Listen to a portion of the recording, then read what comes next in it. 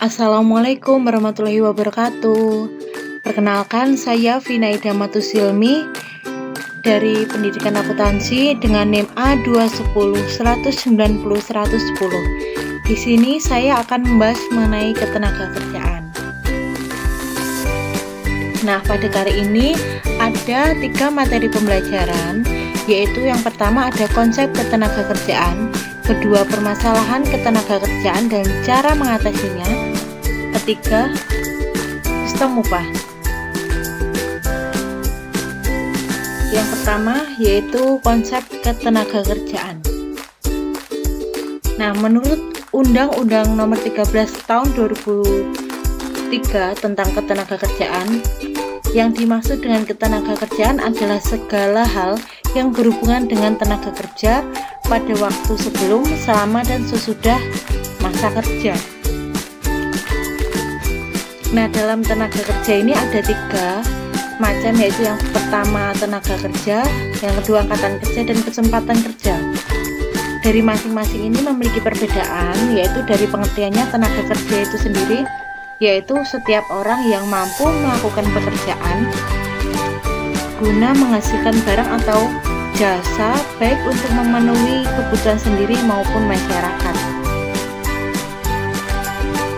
Kalau yang kedua, angkatan kerja. Nah, angkatan kerja ini yaitu penduduk dalam usia 15 tahun ke atas, baik yang bekerja maupun yang tidak bekerja. Nah, untuk mengetahui perbandingan antara angkatan kerja dan penduduk usia kerja ini ada rumusnya tersendiri ya teman-teman. Nanti akan dijelaskan. Untuk pengertian dari kesempatan kerja ini sendiri, kesempatan kerja itu merupakan suatu keadaan yang menggambarkan tersedianya lapangan kerja yang siap diisi oleh pencari kerja atau tenaga kerja. Nah, dalam pasal 27 ayat 2 Undang-Undang Dasar 1945 yang berbunyi tiap-tiap warga negara berhak atas pekerjaan dan penghidupan yang layak. Ini selanjutnya. Nah, di sini ada jenis-jenis dari tenaga kerja. Yang pertama, menurut sifatnya,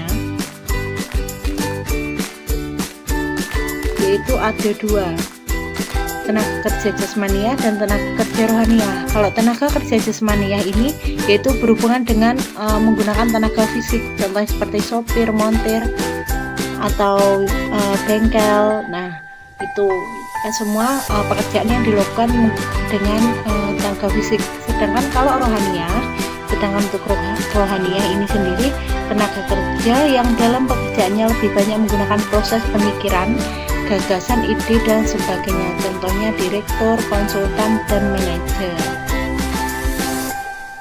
Yang kedua ada menurut kualitasnya, yaitu dibagi menjadi 3. Yang pertama, tenaga kerja terdidik. Tenaga kerja terdidik ini mempunyai pendidikan yang tinggi sehingga ahli di bidangnya, seperti guru, dosen, dokter, perawat, dan lain-lain. Yang kedua ada tenaga kerja terlatih. Nah, untuk tenaga kerja terlatih ini dia memiliki keahlian khusus dalam bidang tertentu karena adanya pengalaman kerja. Contohnya seperti montir dan sopir. Untuk yang ketiga ada tenaga kerja tidak terlatih dan tidak terdidik, yaitu tenaga kerja yang tidak memerlukan pendidikan atau pelatihan tertentu untuk melakukan pekerjaannya. Contohnya tukang sapu, buruh, maupun tukang cuci.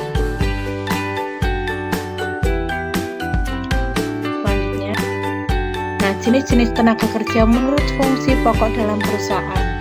Yang pertama, tenaga kerja bagian produksi, yaitu tenaga kerja yang bekerja pada bagian produksi, seperti kayak penjahit, seperti itu. Nah, yang kedua itu ada tenaga kerja bagian pemasaran. Tenaga kerja bagian pemasaran ini yaitu tugasnya untuk mendistribusikan barang, berarti kerjanya bagian distributor, teman-teman, atau sales gitu ya, bagian pemasaran. Nah, ada yang ketiga tenaga kerja umum dan administrasi, yaitu tenaga kerja yang berhubungan dengan personalia, umum, dan administrasi, contohnya seperti HRD, seperti itu. Nah, Untuk jenis-jenis tenaga kerja yang lainnya yaitu ada menurut hubungan dengan produk, yaitu tenaga kerja langsung dan tenaga kerja tidak langsung. Tenaga kerja langsung ini terlibat pada proses produksi dan biayanya dikaitkan pada biaya produksi atau pada barang yang dihasilkan. Jadi semisal dia memproduksi barang, dalam sehari itu dia mendapatkan jumlah produk 32, nanti itu dapat disebut dengan tenaga kerja langsung karena dia langsung menghasilkan produk. Yang kedua itu tenaga kerja tidak langsung, yaitu dikaitkan pada biaya operasional pabrik, yaitu tidak terlibat langsung pada proses produksi. Jadi seperti bagian pemasaran seperti itu, karena tidak langsung ikut kayak seperti membuat produknya, itu tenaga kerja tidak langsung.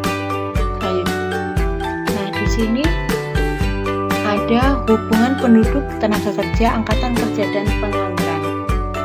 Di sini ada penduduk itu merupakan suatu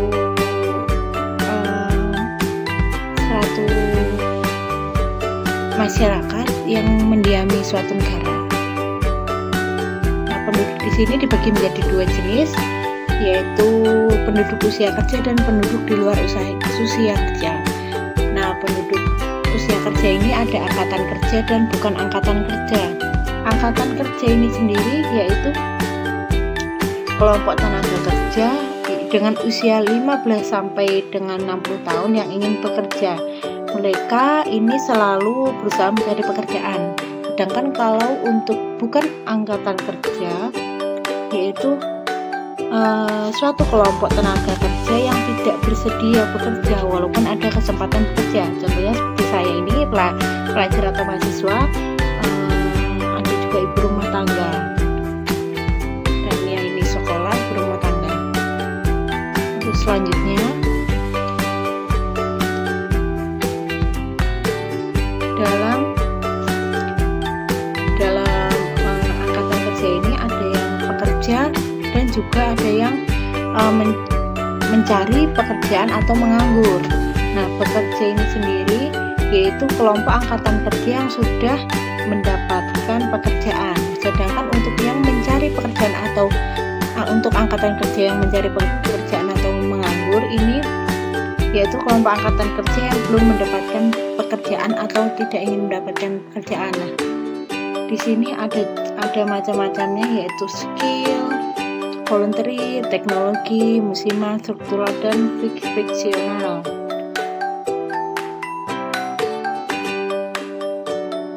Oke. Setelah itu untuk bekerja, di sini ada yang bekerja penuh dan setengah menganggur. Untuk yang bekerja penuh ini yaitu pekerja yang bekerja dengan memenuhi kriteria, yaitu dengan lama kerjanya minimal 40 jam per minggu.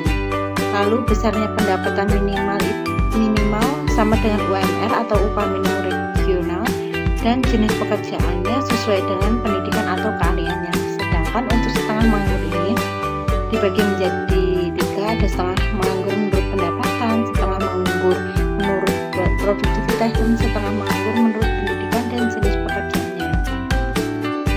Untuk yang setengah menganggur menurut pendapatan itu karena yaitu pekerja yang menerima pendapatan lebih kecil dari UMR tempat dia bekerja. Dan untuk yang setengah menganggur menurut produktivitas, yaitu pekerja yang produktivitasnya di bawah standar perusahaan. Pada umumnya biasanya seperti orang yang sedang training seperti itu. Nah, yang kedua itu atau juga seperti ada pekerja yang dengan cacat tertentu termasuk juga dalam kelompok ini. Nah, untuk setengah menganggur menurut pendidikan dan jenis pekerjaan itu pekerjaannya bekerja kurang dari 40 jam per sini ada penduduk di luar usia kerja, yang pertama di bawah usia kerja dan di atas usia kerja.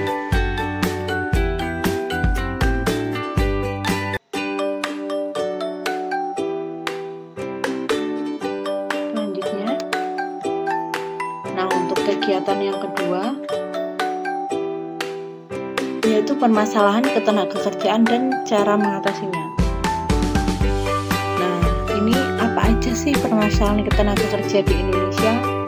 Pasti pada belum tahu kan ya teman-teman, untuk apa saja kira-kira permasalahan dalam ketenagakerjaan kita di Indonesia. Nah, ini ada 5 permasalahan.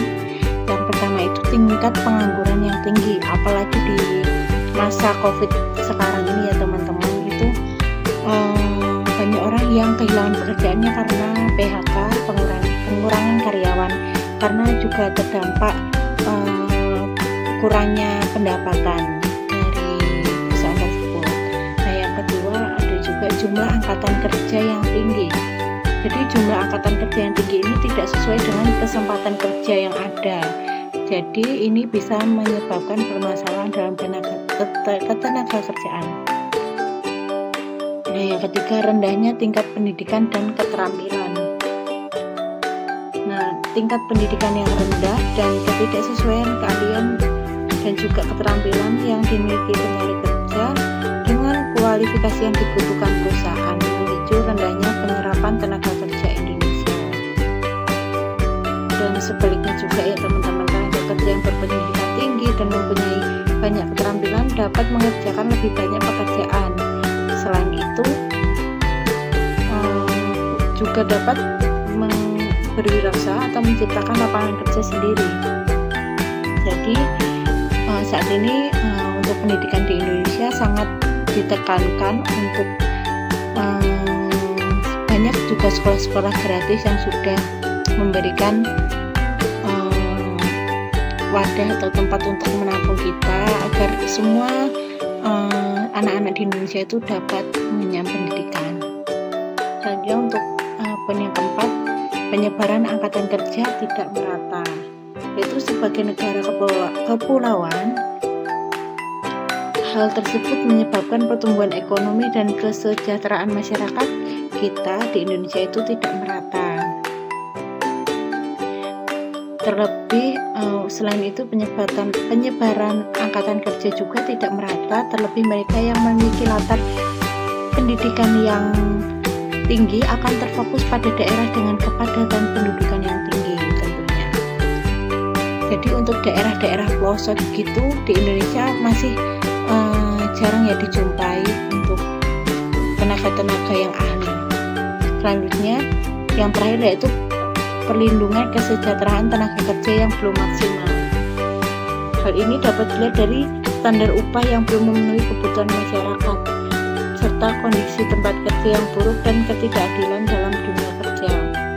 Nah, dengan upah yang belum memenuhi kebutuhan dan juga kondisi tempat kerja yang buruk ini, itu akan menyebabkan turunnya kesejahteraan dari tenaga kerja sendiri dan juga hilangnya motivasi untuk tenaga kerja atau menurunnya motivasi dari tenaga kerja.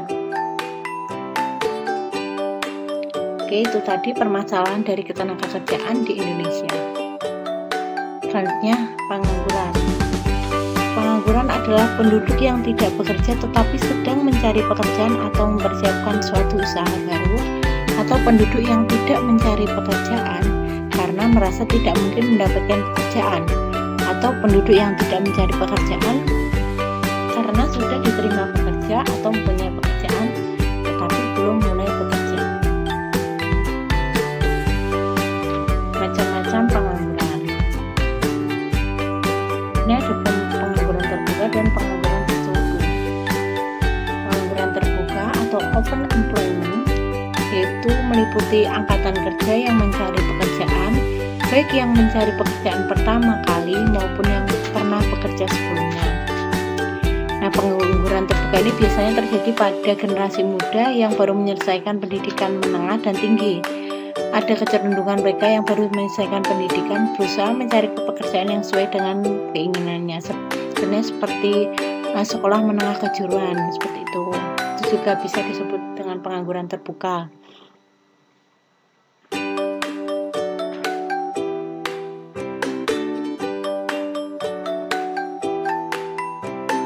Atau juga bisa anak kuliah yang telah lulus itu belum segera mendapatkan pekerjaan. Untuk yang kedua ada pengangguran terselubung ya, atau underemployment, yaitu pekerja yang bekerja dengan jam kerja rendah di bawah sepertiga jam kerja normal atau kurang dari 35 jam seminggu, namun masih mau menerima pekerjaan.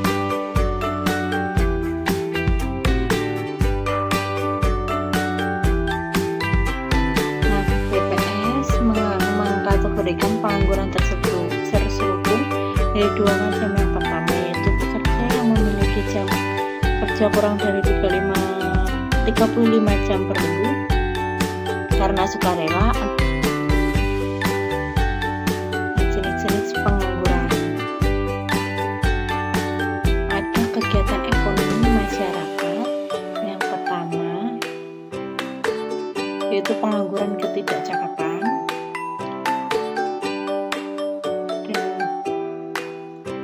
Yang kedua, pengangguran tak ketara atau pengangguran terselubung. Ketiga, pengangguran ketara atau pengangguran terbuka. Jenisnya ada jenis pengangguran berdasarkan menurut sebab-sebabnya. Pertama yaitu ada pengangguran musiman. Pengangguran musiman ini biasanya terjadi pada sektor pertanian maupun perkebunan.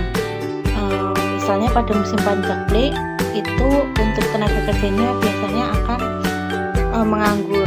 Seperti petani itu akan menganggur karena telah usai pada masa panennya dan akan menunggu musim tanam selanjutnya.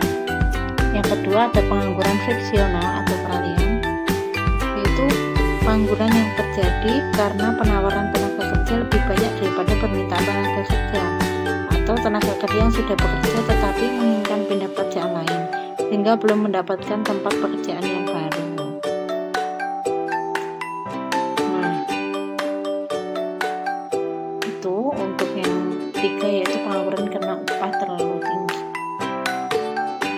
Artinya yaitu pengangguran yang terjadi karena para pekerja atau pencari kerja menginginkan adanya upah atau gaji terlalu tinggi sehingga pengusaha itu tidak mampu untuk membayar upah yang diinginkan. Tapi untuk di Indonesia ini sendiri sudah ditetapkan UMR yang sesuai dengan biaya hidup daerah masing-masing, sehingga antara pekerja dengan pengusaha itu sudah terdapat konsensus dalam penentuan upahnya.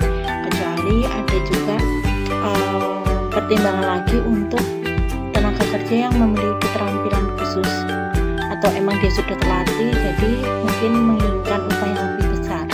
Nah, itu bisa jadi menjadi pertimbangan untuk suatu perusahaan. Untuk yang keempat, pengangguran struktural. Pengangguran struktural ini terjadi karena perubahan struktur kehidupan masyarakat, misalnya dari agraris menjadi industri. Oleh sebab itu banyak tenaga kerja yang tidak memenuhi kriteria yang diisyaratkan perusahaan. Sangat terlihat sekali pada tahun 2021 ini sudah sedikit sekali yang terlihat untuk perkebunan, pertanian maupun kelautan itu sekarang sudah banyak gedung-gedung tinggi, perkantoran maupun juga pabrik atau perusahaan seperti itu. Jadi semua sekarang udah pindah ke era globalisasi. Untuk yang kelima ada pengangguran voluntary, yaitu pengangguran yang terjadi karena seorang yang sebenarnya masih mampu bekerja tapi secara sukarela tidak mau bekerja dengan alasan merasa sudah mempunyai kekayaan yang cukup. Itu juga ada. Nomor 6, pengangguran potensial, yaitu pengangguran yang terjadi apabila para pekerja dalam suatu sektor dapat ditarik ke sektor lain tanpa mengurangi output. Hanya harus ditarik perubahan-perubahan fundamental dalam metode produksi. Misalnya seperti potensial ini seperti perubahan dari tenaga manusia menjadi tenaga mesin. Jadi semua pabrik-pabrik yang ada di Indonesia ini untuk tenaga manusianya sudah digantikan dengan mesin. Jadi sangat sedikit sekali diperlukan untuk manusianya untuk bekerja, itu sangat sedikit diperlukan. Mungkin ya hanya untuk mengecek saja atau bagian pengemasan ataupun untuk controlling juga. 7. Pengangguran konjunktur atau siklis. Ini pengangguran yang berkaitan dengan turunnya kegiatan perekonomian suatu negara. Pada masa resesi, tingkat pengangguran skills akan semakin meningkat karena dua faktor. Jadi pengangguran skill ini itu pengangguran yang berkaitan dengan karena turunnya kegiatan perekonomian suatu negara dan dibutuhkan sangat waktu yang lama lagi untuk mendapatkan pekerjaan. Selanjutnya, penyebab terjadinya pengangguran. Nah, ada 15 penyebab terjadinya pengangguran. Yang pertama, tekanan dan demografis dengan jumlah dan komposisi angkatan kerja yang besar. 2. Pertumbuhan ekonomi yang jauh lebih kecil daripada pertumbuhan angkatan kerja. 3. Jumlah lapangan kerja yang tersedia lebih kecil dari jumlah pencari kerja. 4. Kompetensi pencari kerja tidak sesuai dengan pasar kerja. 5. Terjadi pemutusan hubungan kerja atau PHK. 6. Kurang efektifnya informasi pasar kerja bagi para pencari kerja. 7. Berbagai regulasi dan perilaku birokrasi yang kurang kondusif bagi pengembangan usaha. 8. Masih sulitnya arus masuk modal asing. 9. Iklim investasi yang belum kondusif. 10. Tekanan kenaikan upah di tengah dunia usaha yang masih lesu. 11. Kemiskinan. 12. Ada ketimpangan pendapatan. 13. Urbanisasi. 14. Stabilitas politik yang tidak stabil. 15. Perilaku proteksionis sejumlah negara maju dalam menerima ekspor dari negara berkembang termasuk Indonesia. Nah, ada banyak sekali ya teman-teman untuk penyebab terjadinya pengangguran di Indonesia ini. Nah, ada dampak dari pengangguran. Di sini ada pendapatan nasional menurun, yaitu orang yang bekerja tentu akan mendapatkan balasan jasa atau upah. Jadi jika semakin banyak jumlah penganggur di suatu negara, maka semakin banyak pula yang tidak mendapatkan upah, maka pendapatan nasional pun akan menurun. Padahal pendapatan nasional sendiri ini digunakan untuk membiayai pembangunan nasional. Seperti kan dia menganggur jadi tidak bisa membayar pajak. Nah, itu juga salah satu dari dampaknya pengangguran. Kedua, pendapatan per kapita rendah. Pendapatan per kapita masyarakat rendah. Semakin banyak orang yang tidak bekerja dan tidak menghasilkan, semakin berat beban orang yang bekerja. Jadi akibatnya pendapatan per kapita masyarakat menjadi rendah sehingga akan berpengaruh terhadap pelaksanaan pembangunan. 3. Produktivitas tenaga kerja rendah. Karena jumlah kesempatan kerjanya yang terbatas menyebabkan orang bersedia bekerja apa saja walaupun tidak sesuai dengan bidangnya.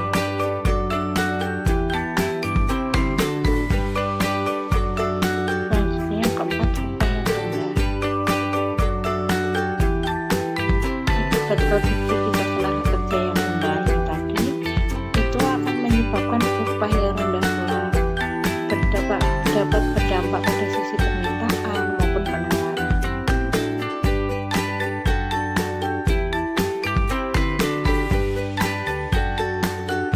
Untuk yang kelima, investasi dan pembentukan modal rendah.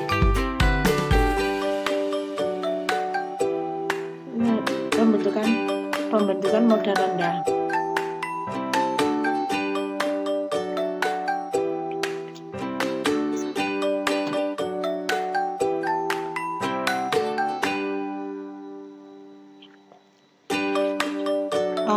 investasi dan pembentukan modal rendah, yaitu permintaan masyarakat yang rendah ataupun rendahnya tabungan masyarakat yang sama-sama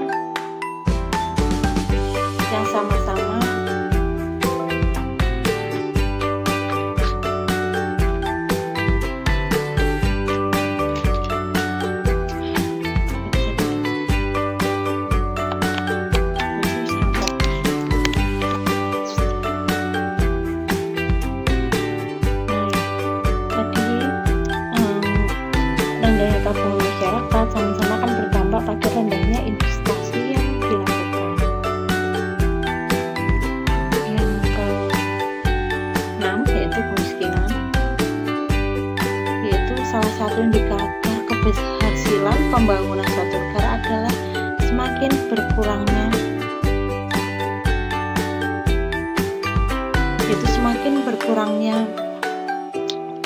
jumlah penduduk yang hidup miskin. Jadi orang yang menganggur berarti tidak memiliki pendapatan. Jadi digunakan untuk memenuhi kebutuhan hidupnya, mereka berada di bawah garis kemiskinan karena angka kesehatan yang menurun, gizi yang buruk, dan pendidikan yang minim. Kondisi yang demikian itu tentunya akan berpengaruh terhadap pelaksanaan pembangunan di suatu negara.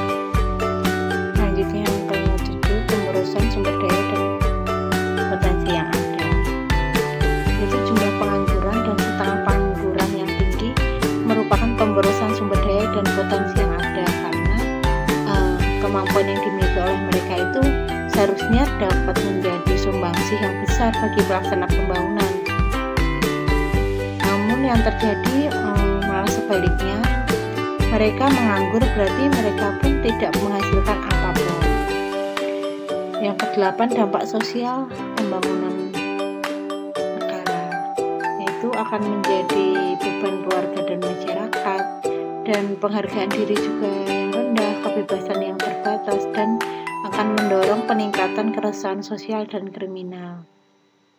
Nah, walaupun masalah pengangguran ini sangat rumit, seperti lingkaran ini yang tidak berujung pangkal, mengingat dampaknya yang sangat luas bagi pembangunan suatu negara, masalah pengangguran ini tentunya untuk kita semua harus segera diatasi. Bagi pelajar, bagi seperti saya mahasiswa, ini bisa nantinya jika setelah lulus kita bisa segera untuk mendapatkan pekerjaan agar tidak menyebabkan masalah ini tadi. Cara mengatasi pengangguran, yang pertama menciptakan kesempatan kerja seperti membuka usaha-usaha baru atau lapangan pekerjaan. Yang kedua, menumbuhkan usaha-usaha baru atau memperluas kesempatan usaha. Nah, ini juga menciptakan kesempatan kerja. Yang ketiga, ada meningkatkan keterampilan tenaga kerja menuju profesionalisme. Tentunya jika kita memiliki keterampilan yang tinggi, profesional, maka semakin tinggi pula pekerjaan yang kita dapatkan, atau semakin baik pula pekerjaan yang kita dapatkan. Selanjutnya yang keempat ada meningkatkan kualitas tenaga kerja. Ini dengan pengalaman, pendidikan, terus menumbuh kembangkan usaha mikro dan usaha kecil yang mandiri, seperti pedagang kaki lima, coffee shop, dan warung, ataupun usaha salon dan sebagainya. Ini bisa selalu dikembangkan menurut juga tuntutan perkembangan zaman. Yang terakhir, cara mengatasi pengangguran yaitu penempatan tenaga kerja Indonesia memiliki kompetensi dengan kualitas yang memadai di luar negeri. Nah, tidak hanya kita belajar di Indonesia, ilmu-ilmu yang ada di Indonesia, kita pula bisa belajar di luar negeri dengan kita lebih luas lagi untuk wawasannya. Jadi setelah kita belajar ke luar negeri, kita bisa kembali ke Indonesia untuk mengembangkan potensi yang ada di Indonesia. Kegiatan pembelajaran ketiga yaitu sistem upah. Pengertian sistem upah yaitu Upah menurut kompensasi atau balas jasa yang diberikan kepada pekerja karena telah memberikan tenaganya kepada perusahaan. Pembayaran upah bisa dilakukan harian, mingguan, ataupun bulanan. Nah, sistem upah sendiri juga diatur dalam Undang-Undang Nomor 13 Tahun 2003 tentang Ketenaga Kerjaan.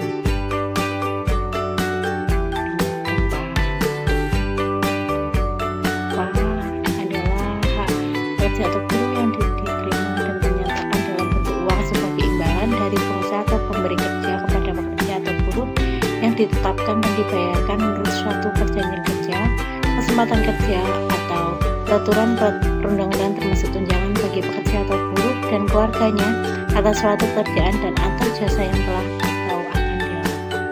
Selanjutnya, teori dan sistem pengupahan. Nah, di sini landasan sistem pengupahan ada pada Undang-Undang Undang-Undang Dasar Pasal 27 Ayat 2 dan penjabarannya dalam Hubungan Industrial Pancasila. Nah, dalam sistem pengupahan ini sendiri ada beberapa prinsip, yaitu ada 3.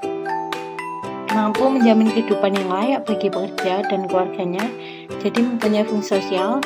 Yang kedua, mencerminkan pemberian imbalan terhadap hasil kerja seseorang, atau seperti memberikan bonus terhadap pekerja. Dan yang terakhir, tadi untuk pemberian imbalan bisa bonus, bisa piagam, penghargaan, atau liburan contohnya. Yang ketiga, membuat imbalan intensif yang mendorong peningkatan produktivitas kerja dan pendapatan nasional. Nah, ini seperti sudah jelas ya, bonus biasanya itu imbalan intensif itu bonus atau tunjangan. Macam-macam sistem upah. Ada upah menurut waktu, upah menurut prestasi, upah menurut dorongan, upah premi, upah partisipasi, upah mitra usaha, upah indeks biaya hidup, upah skala berubah, upah produksi, dan upah bagi hasil.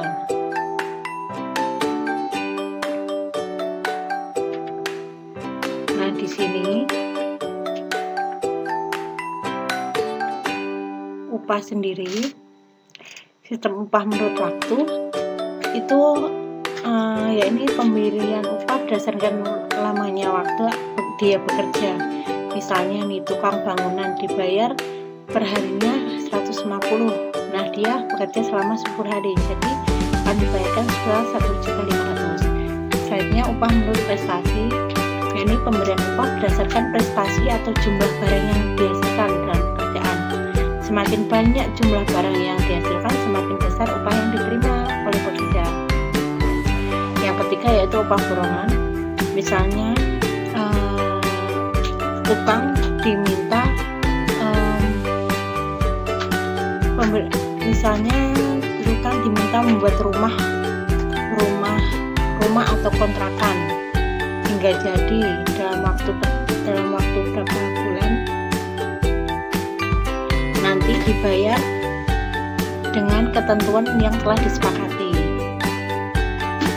Untuk upah premi yaitu pemberian upah dengan mengombinasikan sistem upah prestasi yang ditambah dengan premi. Misalnya bekerja mampu menyelesaikan 50 boneka, dan dalam 1 jam ini, dalam upah premi ini dalam 1 jam akan dibayar 250, dan kelebihan dari 50 boneka akan diberikan premi misal 30.000 per boneka.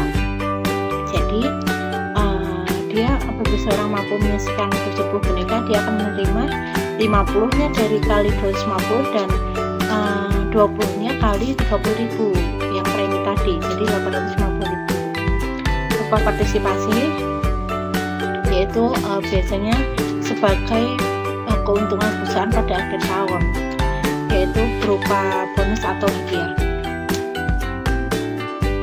Upah mitra usaha yaitu pemberian upah seperti sistem upah bonus, bedanya upah tidak diberikan dalam bentuk uang tunai tapi dalam bentuk saham atau obligasi. Itu namanya mitra usaha.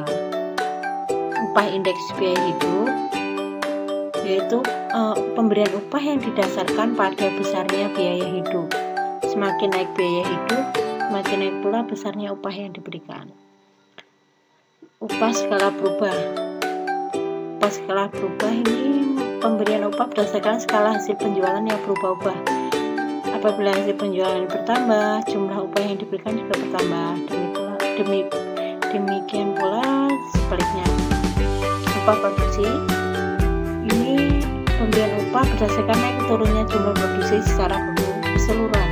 Bila jumlah produksinya naik 5%, upah juga akan naik yang sebesar 55%. Demikian pula sebaliknya. Yang terakhir ada upah bagi hasil, yaitu pemberian upah dengan memberikan bagian tertentu kepada pekerja dari hasil keuntungan yang diperoleh. Nah, upah bagi hasil ini bisa diaplikasikan pada pertanian. Misalnya petani penggarap mengerjakan sawah milik orang lain dengan bagi hasil separuh baik setengah-setengah. Jadi bila sawahnya menghasilkan 2 ton beras, maka petani penggarap mendapatkan 1 ton dan pemilik sawah juga mendapatkan 1 ton. Nah, di Indonesia ini perusahaan itu bisa memilih sistem upah yang sesuai untuk jenis perusahaannya. Tetapi pemerintah itu memiliki kewajiban menetapkan berapa besarnya upah minimum yang harus diterima pekerja agar hidup bisa layak.